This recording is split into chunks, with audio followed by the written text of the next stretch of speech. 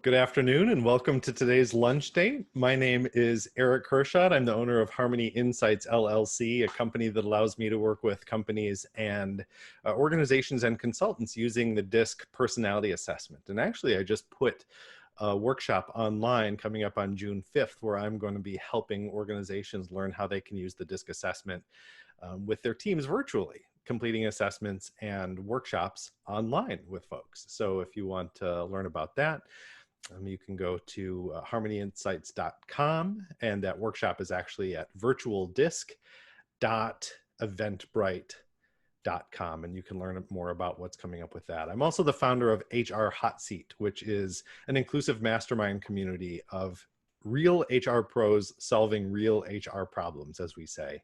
Over 2,500 members in 10 licensed chapters around the country at this point, all for free, all online these days.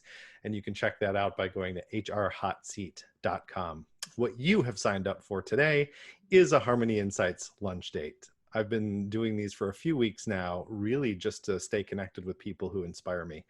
And today's featured guest, Sunette Thompson, has made that short list of folks who inspire me. So Sunette, welcome to today's Harmony Insights lunch date. Thank you. Thank you for having me, Eric. Of course. I can't wait to get into our topic today, prioritizing emotional health during the COVID-19 pandemic. I think one of the most valuable conversations and relevant conversations we could be having.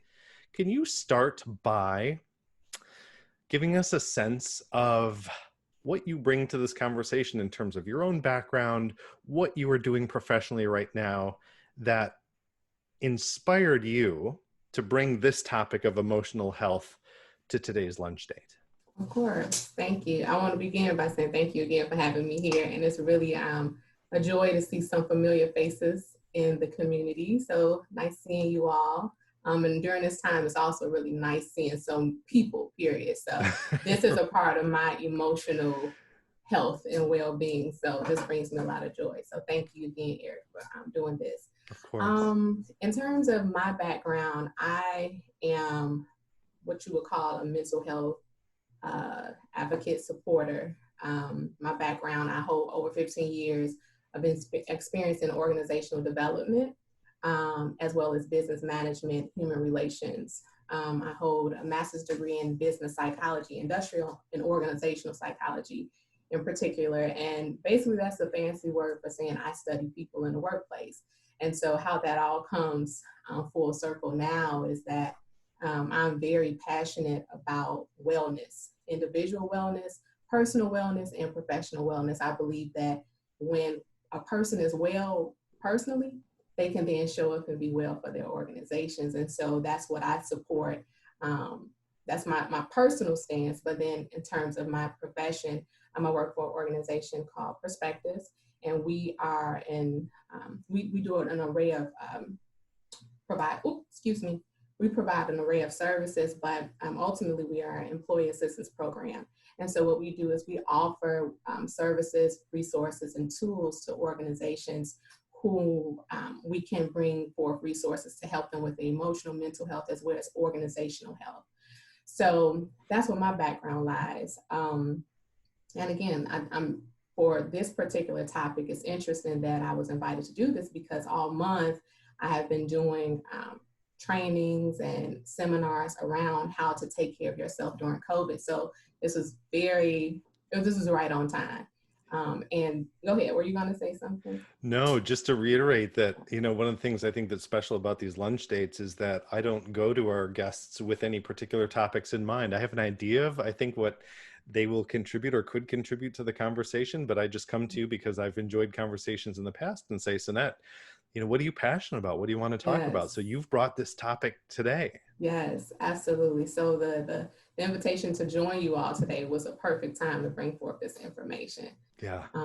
Yeah. So that's wonderful. My background. I love it. Well, I want to get started by putting up a quick poll if people are able to see it. It's a question that you came up with just prior to us getting started today. And it says, what are some stress responses that you have personally experienced in recent weeks? And I made this anonymous. And we have some options here if you see them. Shock, confusion, anger, denial, and grief are the options that we've come up with. If you're able to see the poll and want to participate, you're welcome to. Just give us a sense of, in recent weeks, since everything has happened with COVID-19 and coronavirus, what are some things that you've experienced personally? And Sunette, I might actually ask you the same question. I've been asking this of our guests. We've all been impacted in some way by coronavirus, and I'm interested to know, to the extent that you're willing to share, what are some ways that you have personally been impacted? My most recent experience, which is one of the reasons that I hold this topic closer to heart today than I did weeks ago when I first started participating and sharing, training in this topic, was denial. And so one of the things that I'm a very sociable person by nature. And so I like to be around people. And I find that it's in me being around people that I can get through my stuff, whatever that looks like. And so not having that space to do that, and not acknowledging that that is what I have been accustomed to and needed for a long time, being in this space has caused me to be in denial around what the new space that I have been forced, so to speak, to enter into. Yeah. Thus causing the late, which we'll now talk about soon, is the anger. So yeah. I experienced some anger, which resulted in causing some conflict within my home because of my experiences of being angry. So I've definitely experienced every emotion, I'm certain. Yeah. Being in this space. Yeah, and you've said, I think you used the language that it was almost forced upon you, or you've been forced into this situation. And we've had this, previous lunch dates have been on that topic. What can we control? What is outside of our control? Yeah. In the sense of control, that I have none of it. In the beginning, it was people flocking to grocery stores for toilet paper and other essentials, and I think that was an attempt to regain some sense of control. I'm suddenly thinking of a previous lunch date that I had with Tatiana Fertelmeister, who's with us today, and the reason that you and I know each other. Absolutely. And Tatiana spoke with us about, if I remember correctly, just life transition in general, and getting mm-hmm. from one place to another, and honoring that space between when something has ended and when something new begins. And so many of us in that space are almost floundering for that control and feeling like we've been thrown into it and it's happened to us in some way. And it sounds like you're saying that you've responded in various ways, including by being angry that you've lost that sense of control, that this is happening to you and not something that you've chosen. Yes. Absolutely. I would also add to that, in this experience, what you brought up with Tatiana, what she said in terms of the transitioning, right? The transition of what we know to be normal or what we expect to have control over. This space has allowed me to submit, and in submitting to this space, it has allowed me to see that this is a part of the transition, transitioning from me understanding who I am regard to what I'm accustomed to, because the only thing constant I'm realizing is change, and whether we want that change or not, it's inevitable. And so how I respond and how we respond and how we, choose to be graceful or receive it, we have a big role in how that goes. Yeah. I've mentioned in the past, Man's Search for Meaning by Viktor Frankl, and how he talks about that's one of our greatest abilities, freedoms, is to choose our response to any catalyst, anything that happens to us or feels like it's happening to us, for us to be able to choose our response. And I think in some cases it's easier than in other cases. But I've had a number of lunch dates talk about how in this time in particular, we can choose, once we're in a place to be able to do so, we can choose our response. How am I going to respond to what is happening? What control do I have? What agency do I have? But I think, to your point, and the topic of conversation today, we may have to get through some stuff. I think you said stuff earlier, which is the PG version of what you probably could have said. Absolutely. Yeah. So the poll, I just want to say very briefly, and unfortunately I didn't allow people to choose multiple stressors, which I could have, or multiple reactions. But if I end the poll and I share the results, we see that some people are actually primarily split between anger and grief. So the other ones didn't factor in as much, but we see anger and grief as very common experiences for people recently. Why do you think it's so important that we deal with the stuff before we get to a place where we feel like we have control, we have agency in what's going on now? Why do you think this getting through this stuff is so important for us? Well, one of the things about getting through the stuff is, first of all, acknowledging that you have stuff that you have to get through, right? And so oftentimes, and I'll again share my experience, is that oftentimes we're accustomed to just flowing, right? You know, you have individuals who are more self-aware, who can acknowledge and know when it's time to make a decision, and know what they're feeling, how they're, even just acknowledging the feeling gives you a control and authority to be able to make a decision. Well, hey, I'm feeling angry right now. Let me acknowledge feeling angry or sad. And so now that I've acknowledged feeling angry or sad, now I can make a decision based off of what this emotion is and how I can move forward. But oftentimes we don't take out the time to even acknowledge and call out what it is that we're dealing with, which is the stuff. So when we think about it and we take out the time to think about the stuff and acknowledge the stuff, then we have the control to move through the stuff. Right? And so like we see the poll here that talks about anger and grief. If you're not acknowledging and you're not clear about what that anger is, or that you're even angry, how can you deal with it? How can you acknowledge it, and how can you move through it? So for me not acknowledging that I was angry and moving through this space of change, I found myself being very passive aggressive, right? And so passive aggressive in that instead of me articulating, I'm peed off about having to wipe these groceries down every time I come in the house. I'm angry about that. I was just like, okay, I'll wash these off. But next thing you know, I started wiping them off and I was throwing them places, and so everybody in my house like, what's up with her? What's going on? And I had to feel that emotion to say, okay, Sunette, you mad.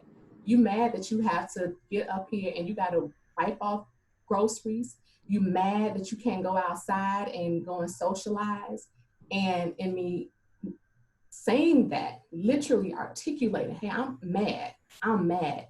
It allowed me to identify what it was so that I can sit back and say, hey, wife, hey, daughter, it's not you.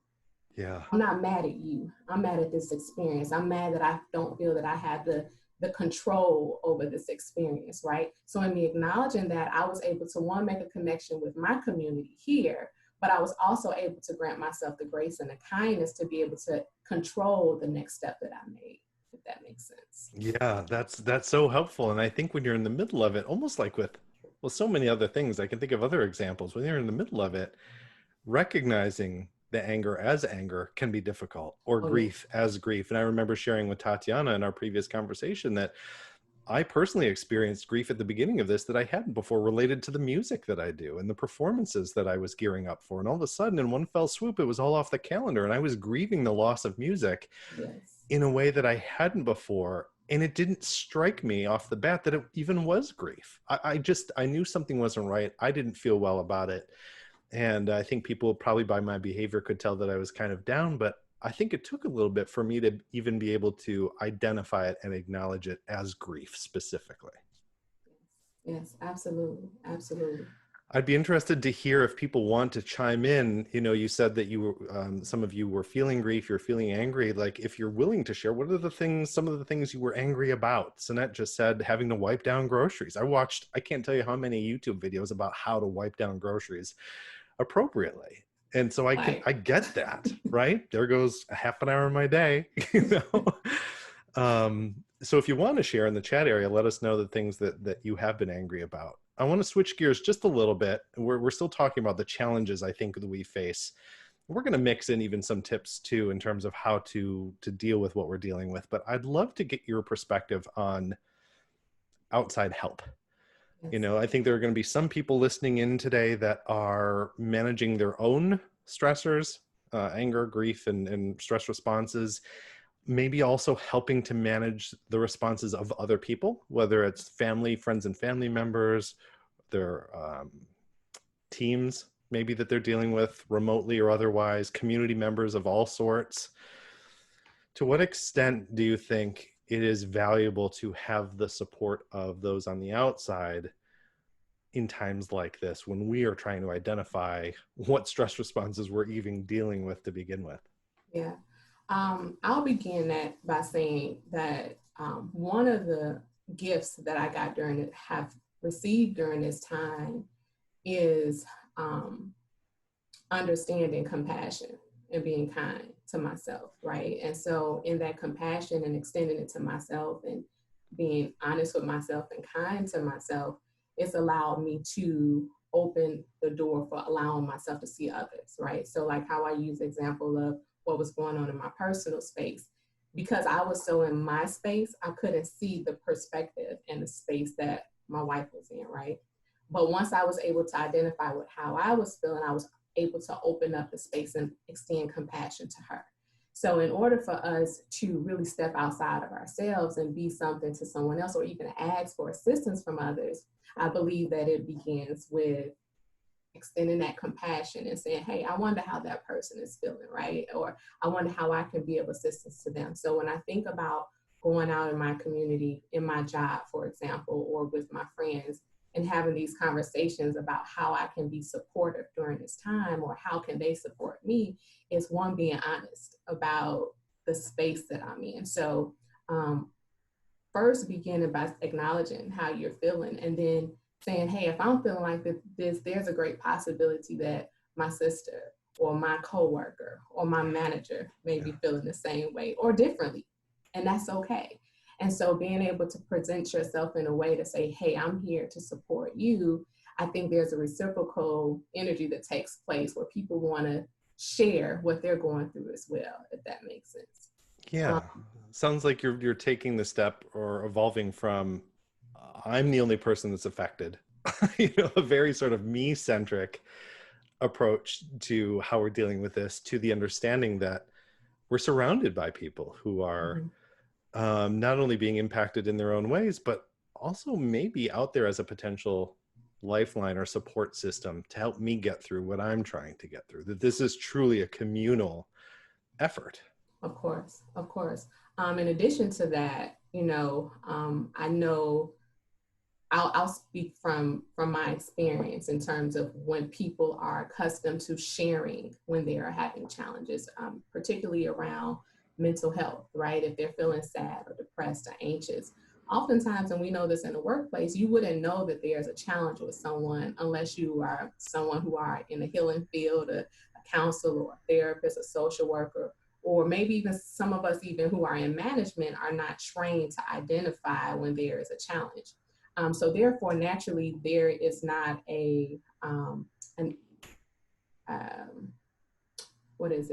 just like an aggression to go and say, hey, is everything going on, right? And sometimes it's not a culture, it's not culturally appropriate a lot of times prior to now to go and say, hey, can I talk? Would you like to talk? Are you having challenges, right?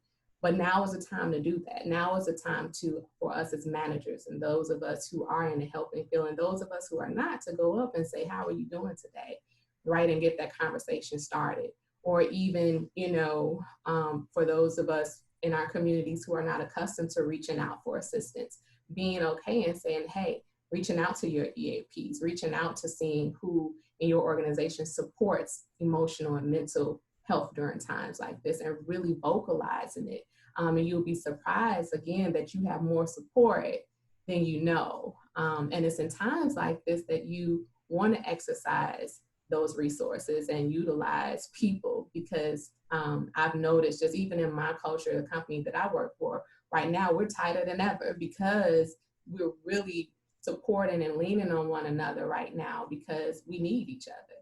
So to answer your question, this is the time to be vocal, and ask, be the first person to say, how are you doing today?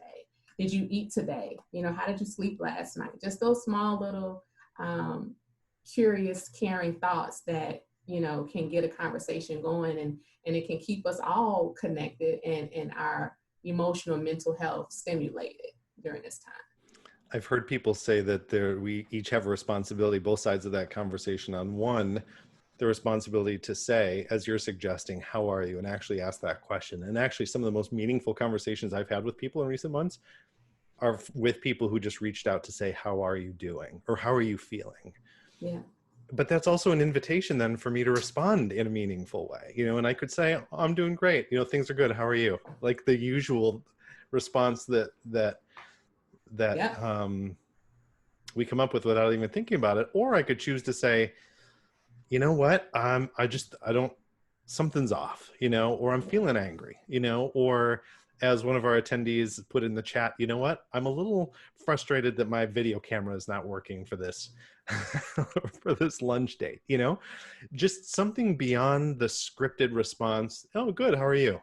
Or, just living the dream. Whenever someone Yes. responds with that, I want to say, okay, let's cut that Yeah. right out. Tell me really how you're feeling and how you're doing. I want to know, but I have to, if I'm asking, I have to come across as genuinely curious, Yes. that I Absolutely. sincerely want to know. If I come across as scripted, I have to expect a scripted response. But if I'm coming across as genuine and sincerely concerned about who you are and how you are, I also want then a genuine and sincere response from you so that we can have a meaningful conversation and Yes. get somewhere as Absolutely. a two people trying to connect with each other.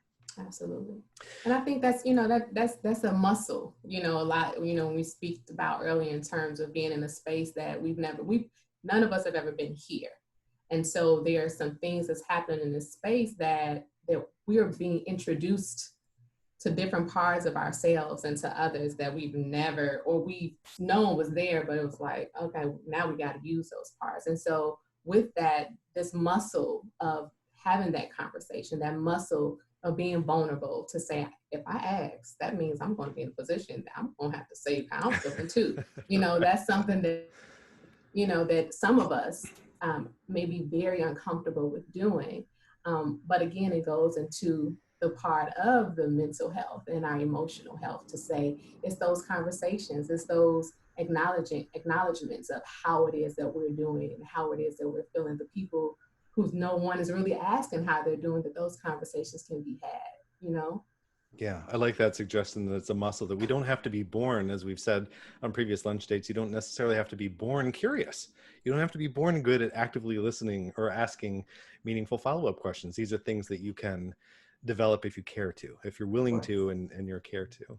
One of our attendees, Jessica, included in the chat section that this is a unique intersection of our personal and professional lives that many of us haven't experienced before. We leave the professional at work and we come home and that's our personal life. Then we're hanging out with friends and family and they don't follow us to work and our colleagues don't follow us home. But now every conversation we have is behind the same screen with the same background, more or less.